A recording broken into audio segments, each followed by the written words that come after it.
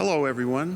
Bonjour à Wherever tous, you are and où que vous soyez et quel que soit le moyen par lequel vous assistez à cette diffusion, bienvenue. Je m'appelle Paul Johnson et je suis 70, autorité générale et commissaire du département d'éducation de l'Église. Nous vous remercions de votre participation à cette réunion spirituelle mondiale pour les jeunes adultes et sommes heureux d'accueillir Gary Stevenson du Collège des 12 Apôtres et son épouse Lisa. En raison de la pandémie, certains d'entre nous doivent continuer de suivre les directives données par leurs dirigeants locaux et respecter les règles de distanciation physique, porter un masque et se préoccuper de la santé des autres. Nous prions pour tous, pour vous tous, ainsi que pour tous ceux qui rencontrent des difficultés quelconques en ce moment. Nous vous aimons et nous sommes reconnaissants que vous puissiez écouter les messages qui ont été préparés pour cette occasion. La musique de cette émission a été préenregistrée et nous en remercions les interprètes. Notre cantique d'ouverture sera offert en direct par les membres de la famille Alapa. Ils chanteront « Seigneur, je te suivrai ». Les chanteurs sont Etana, Brooklyn, Chalice, Dieza et Eternity qui seront accompagnés par leur père Kayao. Après le cantique d'ouverture, Julian Beans de Salt Lake City offrira la prière d'ouverture.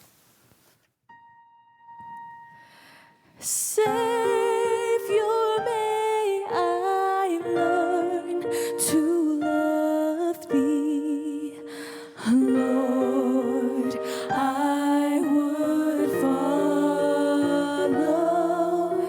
Savior, may I learn to love thee, walk the path that thou hast shown. Pause to help and lift another, finding strength beyond my own. Savior, may I learn to love thee, Lord, I would follow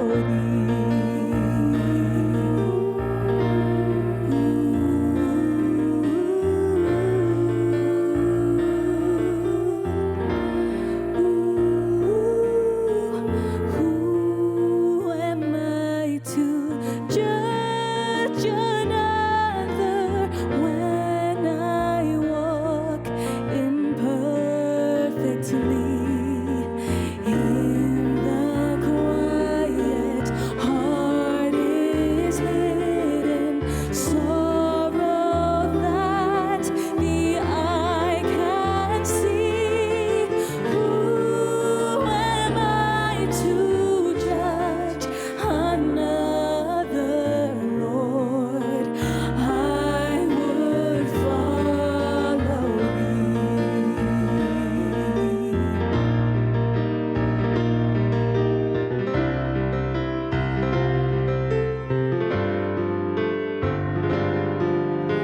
Savior, may I love my brother as I know thou lovest me. Find in thee my strength, my beacon, for thy servant I would be. Savior, may I love my brother, Lord, I would follow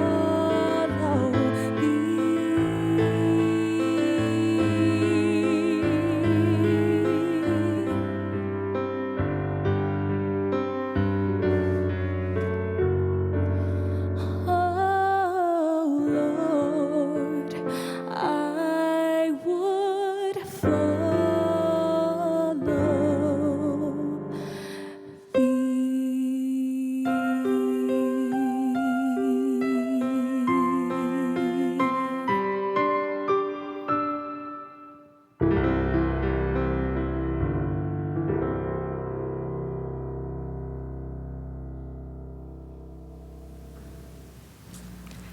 Dear Heavenly Father, Cher Père as Céleste, we gather both alors que nous nous réunissons à la fois en personne et virtuellement, nous te sommes reconnaissants pour la technologie qui nous permet de nous réunir malgré la distance ou l'heure. Nous sommes reconnaissants que frère et sœur Stevenson soient avec nous aujourd'hui et pour les paroles qu'ils partageront. Nous sommes très reconnaissants pour les disciples qu'ils sont et pour leur exemple pour nous. Nous te demandons, Père Céleste, d'être avec nous ce soir. Et alors que nous ouvrons notre cœur et notre esprit, que nous puissions être remplis de ton esprit et être nous-mêmes de bons disciples, que nous puissions utiliser les paroles que nous entendons ce soir par la suite. Père Céleste, nous te demandons également de bénir tous ceux qui ont aidé à planifier et préparer l'événement de ce soir, qu'ils puissent être bénis pour leurs efforts. Nous te sommes tellement reconnaissants, Père, et nous t'aimons. Et nous disons ces choses au nom de notre Sauveur Jésus-Christ. Amen.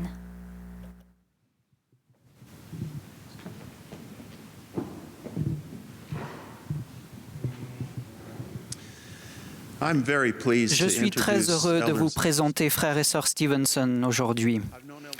Je connais frère Stevenson depuis 60 ans. Nous avons grandi dans la même paroisse et je me souviens très bien de lui.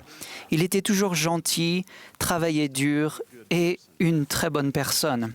Il avait un témoignage de Jésus-Christ et vivait l'Évangile.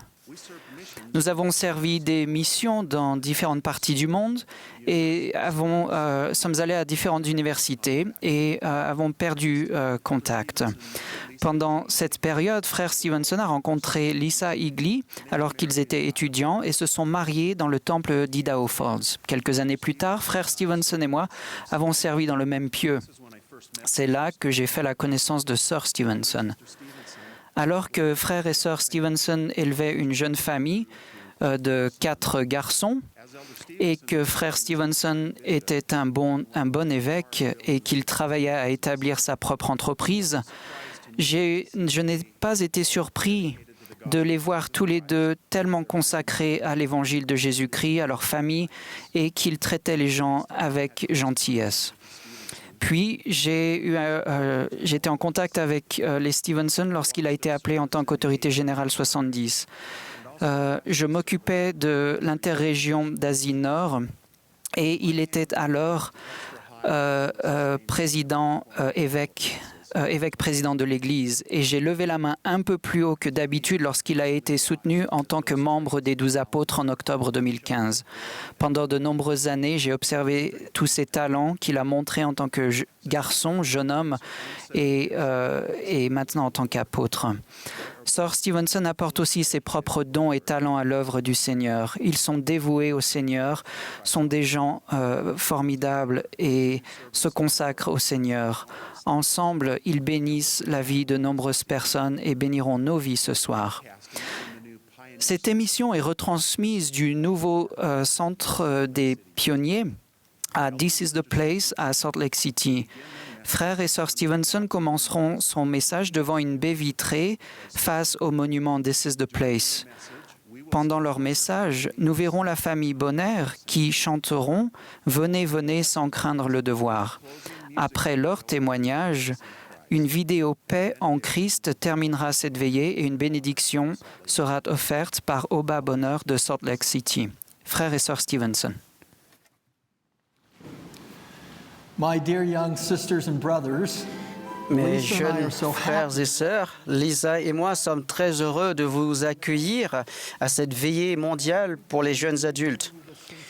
Pour commencer, nous vous transmettons les salutations sincères et chaleureuses du président Nelson et de la première présidence. Ils vous aiment, nous vous aimons et ensemble, nous les honorons et les soutenons.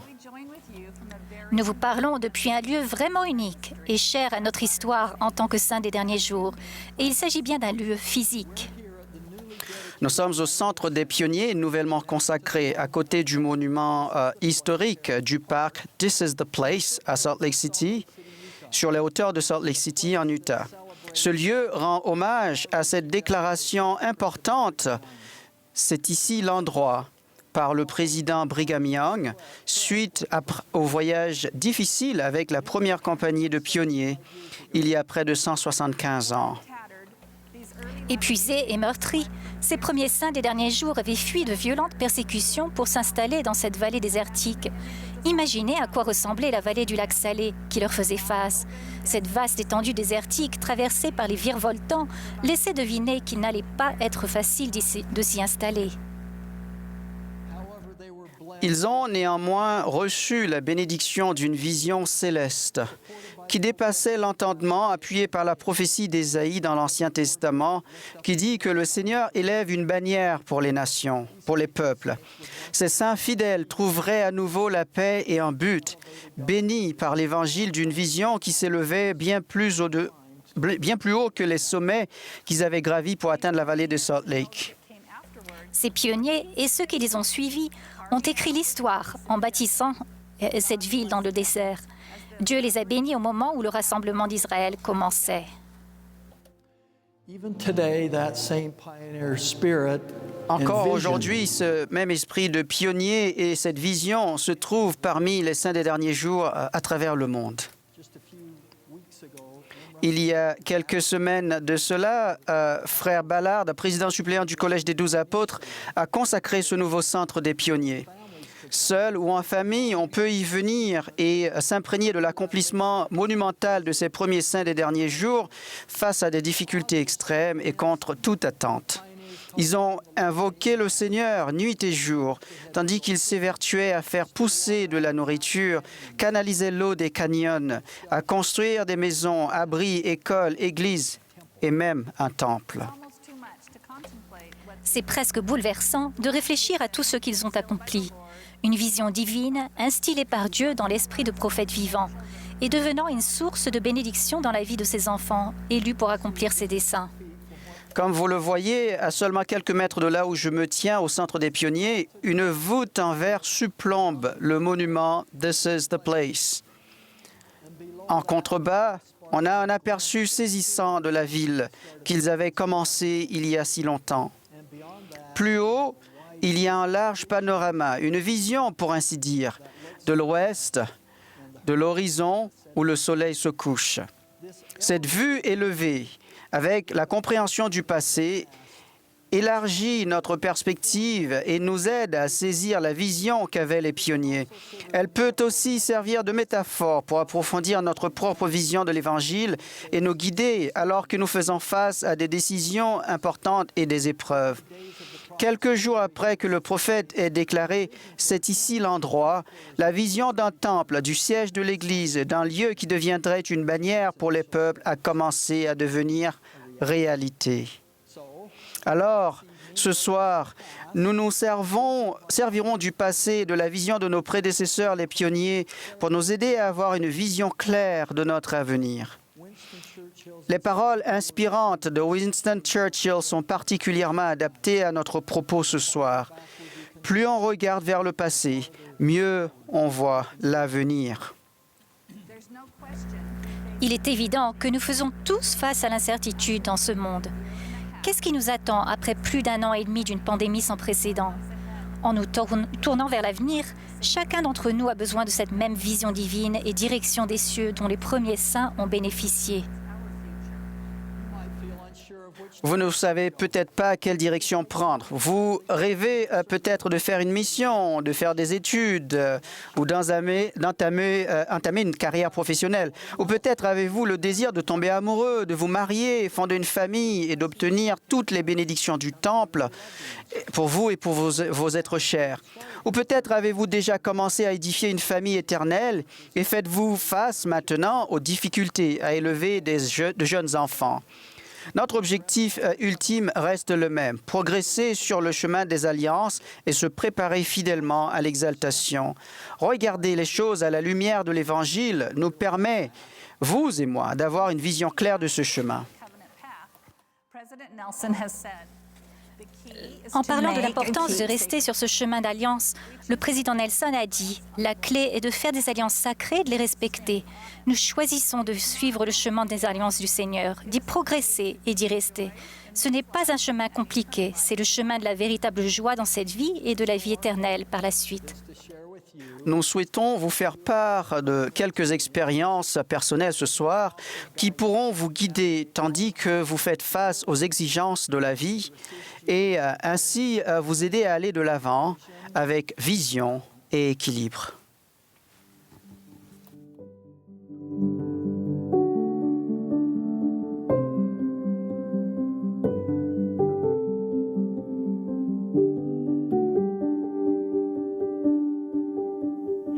Come, come, ye saints, no toil nor labor fear, but with joy win your way. Though hard to you this journey may appear, grace shall be as your day.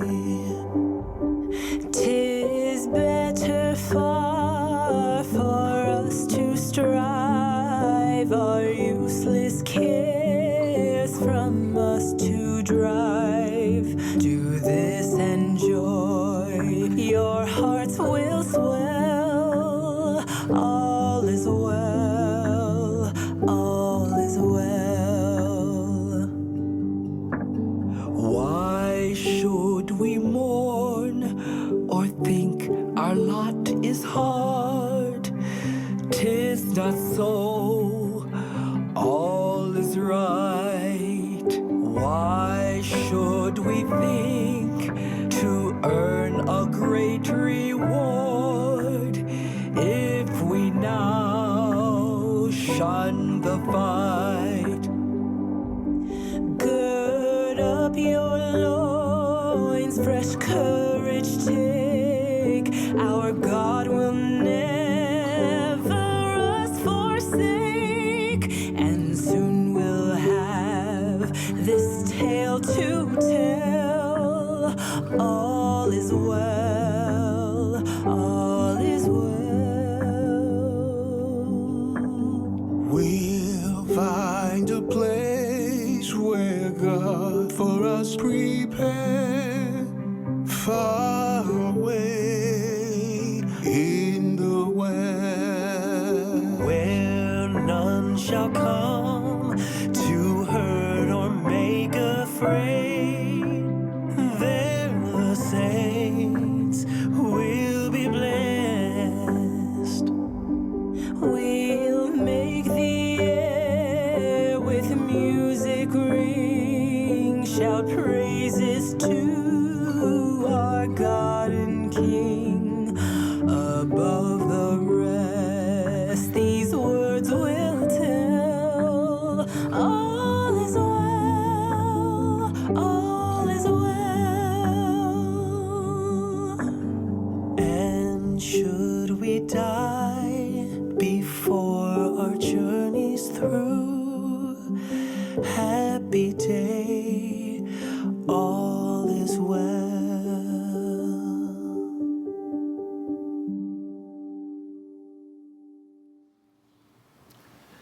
Happy day. Les all paroles is well. Heureux jour, tout est bien sont en fait une déclaration remarquable de la vision des premiers pionniers. Leur vision que tout est bien au cœur des épreuves et de l'adversité n'était possible que grâce à leur perspective éternelle. Nous pourrions passer 1 heure à parler de la vision, de ce que certains définissent comme l'art de voir des choses qui sont invisibles aux yeux des autres. Et cela nous amène à la question que vous vous posez tous à un moment ou à un autre. Qu'est-ce que je vois aujourd'hui pour ma vie dans les années à venir? Où suis-je allé? Où est-ce que je vais? Parfois, il nous faut juste avoir une vision plus large de ce qui est possible. C'est ce qui s'est produit lorsque vous vous êtes lancé dans vos efforts scolaires ou professionnels actuels. Vous réfléchissez peut-être toujours à comment vous voulez avancer. Je me suis retrouvé dans cette situation au début de ma carrière professionnelle.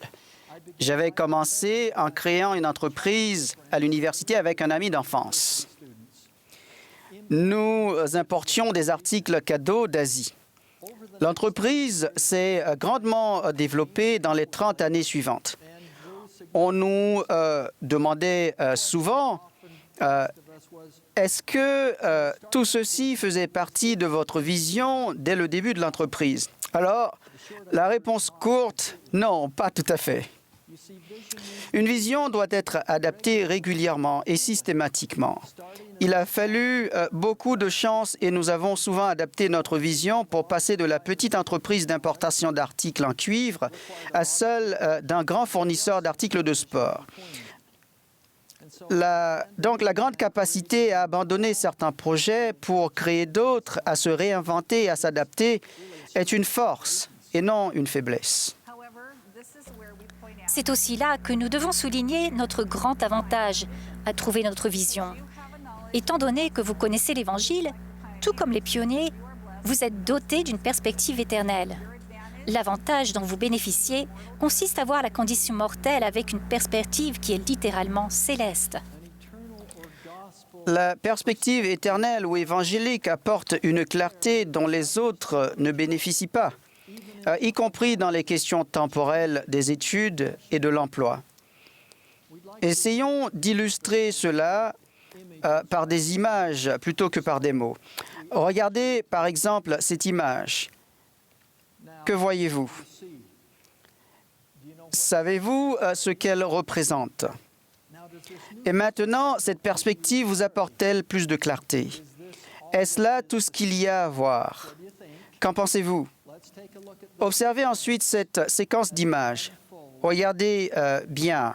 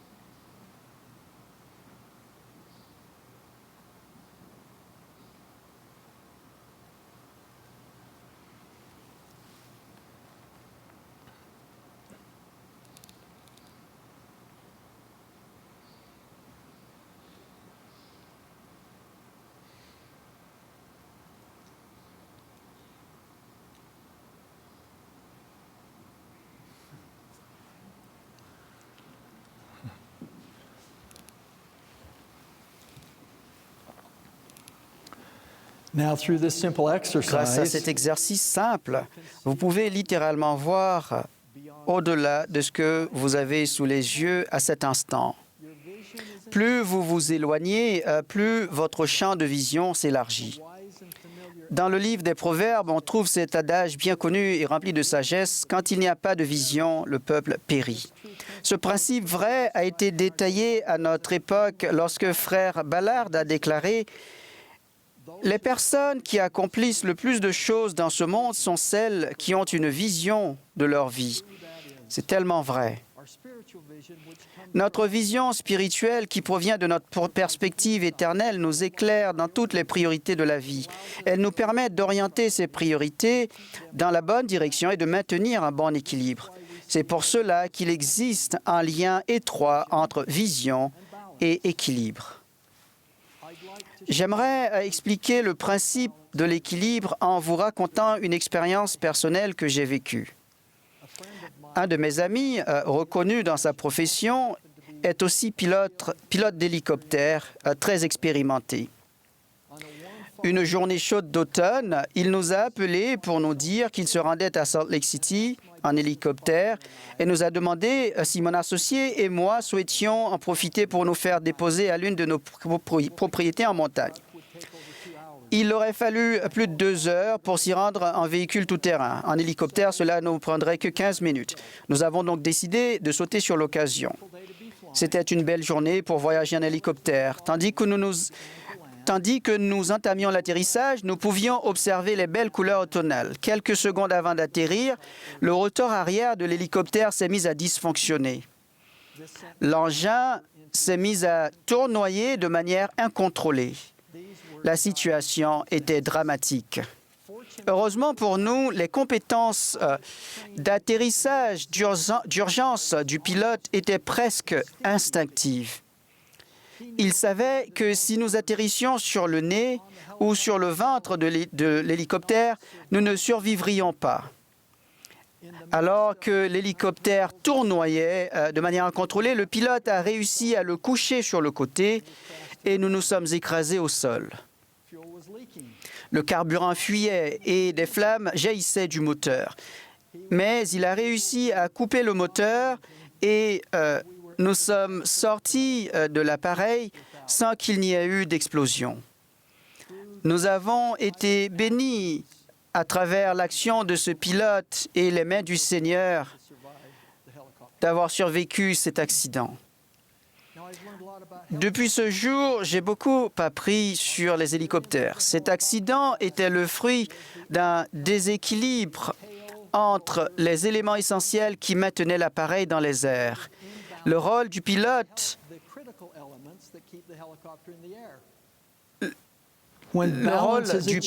est de maintenir cet équilibre entre les différentes fonctions vitales qui permettent de pouvoir voler en toute sécurité. Et ça peut être enthousiasmant. Sinon, c'est terrifiant. Et j'en sais quelque chose. Donc, prenons un moment pour étudier plus en détail ces éléments essentiels. Le premier élément est le rotor principal. Les révolutions associées à la longueur des pales génèrent de la portance et le couple. Le couple généré par le rotor principal doit cependant être contrebalancé, sinon l'hélicoptère se mettrait à tournoyer de manière incontrôlée. C'est pour cela qu'un hélicoptère dispose d'un rotor de queue. Ce dernier crée une force opposée au couple généré par le rotor principal. La vitesse du rotor principal est contrôlée par le pilote grâce à une première pédale. Celle du rotor de queue est contrôlée par une autre pédale. Il est absolument nécessaire d'ajuster constamment la vitesse de ces deux rotors. Sinon, encore une fois, le résultat est catastrophique. Alors, ensuite, un levier qui contrôle l'inclinaison de l'hélicoptère ainsi que sa direction, sa capacité de rotation et sa stabilité, fonctionnant de pair avec le rotor principal et le rotor de queue. Le pilote utilise ce levier avec sa main droite. De la même manière, si des erreurs sont commises avec ce point de contrôle vital et la charge, alors il y a des conséquences. Lorsque tous ces éléments sont synchronisés, cela crée un bel équilibre. Grâce à un rotor principal, un rotor de queue, un levier, un poids et une inclination adaptée, l'appareil défie littéralement les lois de la gravité. Quel lien pouvez-vous faire entre le pilotage complexe d'un hélicoptère et le fait de maintenir un certain équilibre dans notre vie? Pour vous aider à faire le lien, je vais vous faire part de quelques pensées inspirées par un discours de président Hinckley au cours d'une conférence de dirigeants à laquelle j'avais assisté. Cela peut vous aider. Il a expliqué ceci. Chacun de nous a 4 responsabilités. Premièrement, nous avons une responsabilité envers notre famille. Deuxièmement, nous avons une responsabilité envers notre employeur. Troisièmement, une responsabilité envers l'œuvre du Seigneur. Et enfin, une responsabilité envers nous-mêmes. Examinons ces 4 responsabilités en nous appuyant sur l'analogie de l'équilibre atteint à travers l'interdépendance des éléments essentiels d'un hélicoptère. Commençons par le foyer et la famille, qui sont des éléments essentiels de notre vie. Il est important de ne pas négliger sa famille. Rien de ce que vous possédez n'est plus précieux que cela. Ce sont ces relations familiales que nous emportons avec nous dans la vie au-delà du tombeau. De nombreux efforts ont été faits ces dernières années pour souligner l'importance du foyer et de la famille. Les instructions reçues récemment concernant le nouvel équilibre à trouver entre l'enseignement de l'Évangile au foyer et à l'Église et l'ajustement des horaires de réunion du dimanche nous indiquent clairement que la famille doit être considérée comme le rotor principal dans notre vie. Le président Nelson nous a lancé le défi de travailler diligemment à transformer notre foyer en un centre d'apprentissage de l'Évangile. Il a promis qu'en le faisant, au fil du temps, vos jours du sabbat deviendront véritablement un délice. Vos enfants seront heureux d'apprendre et de vivre les enseignements du Sauveur, et l'influence de l'adversaire dans votre vie et votre foyer diminuera. Les changements dans votre famille seront spectaculaires et réconfortants. Bien. Alors, parlons maintenant de votre travail ou vie professionnelle. Votre emploi ou pour les étudiants, les études que vous poursuivez qui vous y amèneront. Les études augmentent bien sûr vos chances d'avoir un emploi. Un travail vous permet de subvenir à vos besoins, à ceux de votre famille et d'autres personnes. Un emploi mène à l'autonomie, aussi bien temporelle que spirituelle. Dans votre métier, vous avez des responsabilités envers votre employeur, d'être honnête et loyal, celle de fournir les résultats attendus pour lesquels vous êtes rémunéré. Vous vous efforcez également de faire de votre mieux dans votre travail. Pour illustrer, pensez à l'emploi comme étant le rotor de queue de l'hélicoptère. Pour être les meilleurs envers vous-même et votre famille, il est utile d'être les meilleurs dans votre travail. Ces deux aspects de votre vie sont très liés. Il est essentiel de parvenir à trouver un équilibre entre ces deux domaines. De plus en plus d'employeurs, de sociologues et de consultants d'entreprise prônent les bienfaits d'un bon équilibre. Le troisième aspect critique de l'équilibre est le service au Seigneur et à son œuvre. C'est l'une des raisons pour lesquelles nous sommes venus ici-bas. Nous sommes ici pour aimer, honorer Dieu et lui obéir. Et les enfants de notre Père Céleste à travers le monde sont nos frères et sœurs. Le Seigneur a besoin de nos efforts et de nos talents pour édifier son royaume. Donc, organisez votre temps pour vous acquitter de vos responsabilités dans l'Église. Je trouve que le terme « organiser » est très instructif. Cela nécessite un choix consciencieux de notre part de prendre le temps de servir le Seigneur et son Église et de le gérer ce temps efficacement. Le bénévolat des dirigeants et le service sont l'une des caractéristiques uniques de l'Église rétablie de Jésus-Christ. Il vous sera demandé à tous de contribuer à l'édification du royaume de Dieu de différentes manières.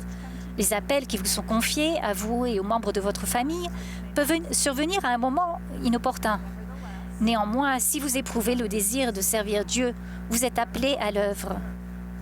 En outre, notre cher prophète et président Nelson a enseigné que tout comme le monde ne cesse de changer, notre manière de servir au sein de l'Église doit aussi évoluer. Il nous a invités à nous adapter à cette nouvelle normalité. Il nous a lancé le défi suivant. Servez votre prochain, gardez une perspective éternelle et magnifiez vos appels. Donc, cette invitation nous donne à tous la vision pour accomplir ce que nous avons été appelés à faire. Mais il nous conseille aussi de garder une perspective éternelle ou, en d'autres termes, de trouver l'équilibre entre ce service et nos responsabilités importantes. Je vois le service dans l'Église comme le levier de l'hélicoptère. Il apporte la stabilité et la direction qu'il nous faut. La responsabilité que nous avons envers nous-mêmes est l'élément final qui assure cet équilibre. La vie peut être parfois si pressante.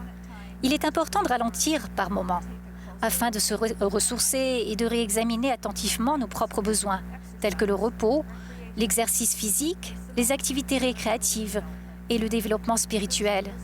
Les dirigeants de l'Église ont récemment donné des conseils précieux et concrets pour nous y aider. Oui, c'est vrai, Lisa. Récemment, le président Ballard a parlé de l'importance de trouver des moments de calme. Il a dit, je cite, « La technologie a souvent été une bénédiction dans ma vie. Néanmoins, elle est aussi une distraction qui met une barrière entre notre capacité d'entendre la voix du Seigneur et nous-mêmes. Je dis à mes petits-enfants de consacrer des moments de tranquillité au quotidien pour réfléchir à leur vie et méditer sur ce que le Seigneur veut qu'ils fassent. J'ai découvert que je ne me rapprochais pas des cieux dans le tumulte. Quand je m'efforce d'être calme, je reçois des impressions. » Frère Hollande a parlé de prier avec détermination. Il a dit « Cette prière puissante, insistante et déterminée est une grande leçon qui nous incite à nous battre jusqu'au bout contre l'adversaire, que ce soit contre l'opposition de l'adversaire, les soucis du quotidien ou les distractions de notre esprit. » Sir Jean Bingham, présidente générale de la Société de secours, a mentionné 3 choses très importantes pour nous aider nous-mêmes. La première concerne les Écritures, pour inviter l'esprit. Le matin, l'une des premières choses que je fais est de lire les Écritures afin d'avoir l'esprit. Cela me permet d'être dans le bon état d'esprit pour recevoir la révélation. La deuxième concerne notre expérience au temple. Aller au temple est une manière merveilleuse d'entendre plus clairement la voix du Sauveur. Parfois, quand je suis assise dans le temple, je reçois une réponse à une prière ou une pensée me vient à l'esprit, quand je suis suffisamment réceptive à l'esprit. La troisième concerne la musique, qui m'aide aussi à entendre la voix du Sauveur. J'aime entendre les cantiques, même seulement la partie instrumentale. Je connais les paroles parce que je les chante depuis longtemps. Alors, elles me viennent à l'esprit. Il me semble que prendre du temps pour soi est souvent difficile, mais c'est pourtant très important. On a un jour décrit cela comme le fait de faire une pause suffisamment longue dans notre travail de découpe pour aiguiser notre lame. Nous souvenir que nous avons une responsabilité envers nous-mêmes et intégrer progressivement ce principe à notre vie sera une bénédiction pour nous-mêmes. J'ai remarqué que le fait de prendre soin de moi physiquement, émotionnellement et spirituellement ne contribue pas seulement à mon bien-être, mais cela m'aide aussi à pouvoir prendre soin de ma famille et de mes amis. Vous pouvez voir comment ces 4 aspects de notre vie fonctionnent en harmonie, s'ils sont traités avec vision et équilibre. Ils vont bien ensemble, n'est-ce pas? Oui, en effet. Alors, en parlant d'équilibre dans les différents aspects de notre vie, nous devons remettre ces choses en perspective. Frère Bednar a récemment résumé ce principe de manière pragmatique dans une publication sur les réseaux sociaux. Il a dit, je cite, « Nous réfléchissons parfois aux responsabilités que nous avons au foyer, à l'école ou à l'église, et nous nous demandons comment trouver l'équilibre lorsque nous sommes déjà très sollicités de toutes parts. Au lieu de céder à la panique et d'essayer de tout faire en même temps, nous devons identifier les priorités les plus importantes. Nous pourrons alors nous efforcer de leur accorder toute l'attention nécessaire l'une après l'autre. Lisa, cela me rappelle une expérience très mémorable avec mon père. J'étais jeune père, nouvellement appelé comme évêque, et devait gérer une entreprise chronophage. Un jour, je suis arrivé en retard à une fête d'anniversaire de famille. Nos enfants et leurs cousins étaient très dissipés. Mais je suis entré dans la maison sans m'en préoccuper, et je me suis assis dans un coin de la pièce pour réfléchir aux difficultés que je rencontrais au sein de mon entreprise et de la paroisse. Mon père s'est approché de moi et m'a dit d'un ton anormalement sévère, « Gary, que fais-tu? » Alors, lorsque je lui ai parlé des soucis que je rencontrais au travail et la responsabilité à l'Église, il m'a semblé alors se montrer très compatissant. Eh bien, ce n'était pas le cas. En fait, il s'est assis à côté de moi et m'a fait part de ses inquiétudes à mon sujet en me disant que je devais faire quelques ajustements pour éviter d'être si peu préoccupé par mon foyer lorsque j'étais avec ma famille. Tu t'en souviens, Lisa? Il m'a dit, lorsque tu es à la maison, fais de ton foyer la priorité, non pas l'Église ou le travail. Lorsque tu es au travail, fais de ton activité la priorité, non pas le foyer ou l'Église. Lorsque tu es à l'Église, fais de l'Église la priorité et non le travail ou le foyer. Ce conseil m'a soulagé d'un poids à ce moment-là et a produit de bons résultats dans ma vie qui est loin d'être parfaite. Et et donc à apporter des résultats.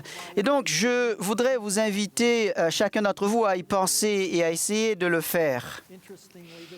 Il est bon de noter aussi que c'est là le conseil presque identique à celui donné par Frère Bednar dans sa publication. Il a écrit, pour finir avec cela, cela peut paraître simple, mais nous ne devons pas nous sentir frustrés et perdre du temps et de l'énergie à essayer d'atteindre un équilibre parfait dans toutes nos importantes responsabilités. Si nous prions sincèrement pour que Dieu nous aide à identifier nos priorités les plus importantes, il nous guidera et nous aidera jour après jour à savoir où concentrer nos efforts. Et maintenant, j'ai une mauvaise nouvelle à vous annoncer. Si vous suivez ce conseil et que vous avancez avec équilibre et vision, vous ferez certainement face à quelques échecs. Vous vous sentirez parfois épuisé et dépassé. Il y aura peut-être des moments où votre vision semble être obscurcie par un brouillard d'incertitude, où vous perdrez peut-être l'équilibre. Mais voici la bonne nouvelle. Vous êtes les fils et les filles d'un Père céleste aimant. Les Écritures nous enseignent, car ce n'est pas un esprit de timidité que Dieu nous a donné, mais un esprit de force et de sagesse. Et n'oubliez pas ce conseil important donné par le Seigneur lui-même. C'est pourquoi, prenez courage et ne craignez pas, car moi, le Seigneur, je suis avec vous et je me tiendrai à vos côtés. Vous disposez donc d'une source de force divine et épuisable en la personne de notre Sauveur bien-aimé, à savoir Jésus-Christ. Écoutez maintenant les encouragements inspirés pour chacun d'entre vous du président Nelson. Il a dit, je cite, « Dieu savait que le chemin des alliances ne serait pas facile à suivre. C'est pourquoi il a envoyé son Fils unique, bien-aimé, pour expier pour nous et pour nous montrer le chemin. Le pouvoir divin qui est accessible à tous ceux qui aiment et qui suivent Jésus-Christ nous permet d'être guéris, fortifiés, purifiés du péché et magnifiés pour accomplir les choses que nous ne pourrions jamais accomplir autrement. » Fin de citation. And who is on your side, help you live your life with clear vision and steady balance. The Lord will increase your opportunities, Le expand your Seigneur vision, accroîtra votre and capacité, ouvrira votre vision et vous fortifiera. It's been wonderful to be with you tonight. Ça a And été we'd like to merveilleux d'être close avec vous ce soir. Nous voudrions terminer en vous exprimant notre gratitude et vous lançant une invitation à chacun d'entre vous avant de terminer par nos témoignages. Je vous invite tout d'abord à penser à comment votre vision de l'Évangile assure et confirme votre identité en tant que fille de Dieu et fils de Dieu. Deuxièmement, réfléchissez à la manière dont vous assumez vos 4 responsabilités dans les domaines du foyer de la famille, des études et du travail, de l'Église et vis-à-vis de vous-même. Troisièmement, trouvez un endroit calme et notez quelques-unes de vos impressions au cours de cette réunion. Souvenez-vous qu'en tant que membre de l'Église de Jésus-Christ, chacun de vous est doté de la compagnie du Saint-Esprit. En répondant aux invitations de Frère Stevenson, n'oubliez pas les pionniers qui nous ont précédés, ceux dont nous avons parlé qui ont colonisé cette vallée, ainsi que ceux de chacune de vos familles et de vos pays respectifs. Leur esprit pionnier et leur exemple de faire des choses difficiles peuvent vous donner la confiance nécessaire pour faire des choses difficiles également. Donc, comme les premiers saints des derniers jours, nous regardons au loin, nous levons les yeux et nous cherchons à l'intérieur la vision et l'équilibre de l'Évangile. Je témoigne aussi que vous pouvez obtenir cette espérance d'une pureté parfaite, que notre Père céleste connaît chacun de vous par son nom et qu'il vous aime. Je témoigne que Jésus-Christ est le Fils unique du Dieu vivant. Et je le fais au nom de Jésus-Christ. Amen. Amen. Merci, Lisa. Je rends témoignage aussi à vous, mes jeunes et merveilleux frères et sœurs. Je témoigne que Nous sommes des enfants d'un Père céleste aimant, des parents célestes aimants, que notre Père céleste vous aime et que la doctrine du Père est qu'il désire que chacun de ses enfants retourne à lui. Alors, cette doctrine est rendue possible par son Fils, notre Sauveur aimant Jésus-Christ. C'est à travers son expiation que nous sommes en mesure de retourner dans la présence de notre Père céleste aimant. J'offre mon témoignage. Je témoigne de Jésus-Christ et de son rôle sacré comme notre Sauveur et Rédempteur.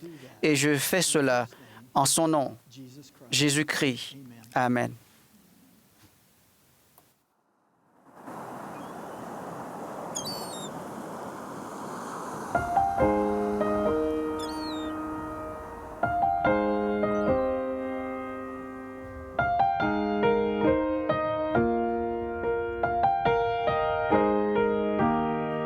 There is peace in Christ when we learn of Him.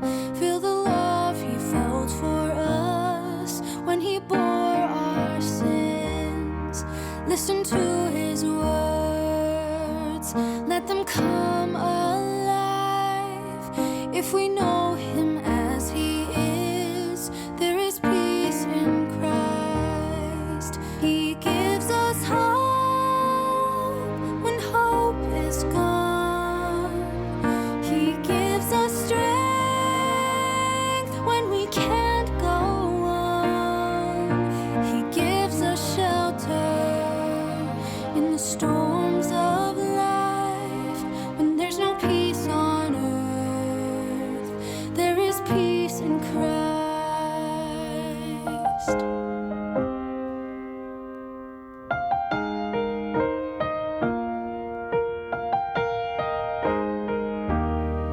There is peace in Christ when we walk with Him through the streets of Galilee to Jerusalem. Mend the broken hearts, dry the tear-filled eyes. When we live the way He lived, there is peace in Christ. He gives us hope when hope is gone. He gives us strength when we can't go on. He gives us shelter in the storms of life. When there's no peace on earth, there is peace in Christ.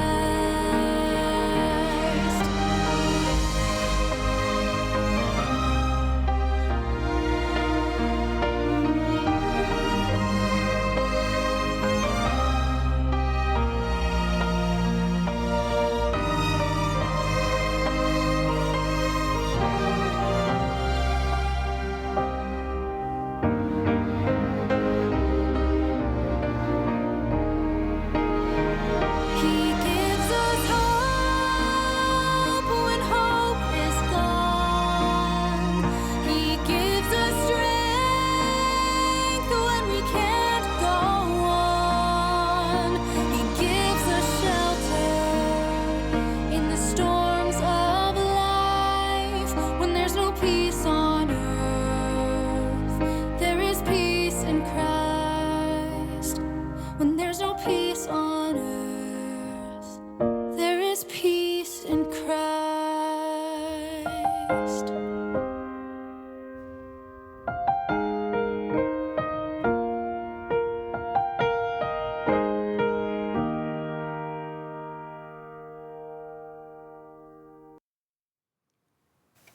Our dear Heavenly Father, Notre cher we're Père so céleste, nous grateful sommes tellement reconnaissants pour ce moment et pour la vie. Nous sommes reconnaissants pour frères et sœurs Stevenson et pour leurs mots magnifiques. Nous sommes reconnaissants pour cette occasion joyeuse. Nous prions que tu bénisses tout le monde à travers le monde, tout le monde, qu'il soit béni et qu'ils trouvent la force et la paix We're so thankful en Christ. Nous sommes reconnaissants de pouvoir toujours avoir ta révélation. Seigneur, nous sommes tellement reconnaissants pour nos frères et sœurs, nos parents, nos amis, nos emplois and so much more. et tellement d'autres choses, Seigneur. Et nous te remercions, ainsi que ton Fils Jésus-Christ qui nous guide. Nous t'aimons tellement et disons ces choses au nom de Jésus-Christ. Amen. Thank you. It's really nice to be with you. Merci, We love merci. you. Ça a été un plaisir d'être avec vous.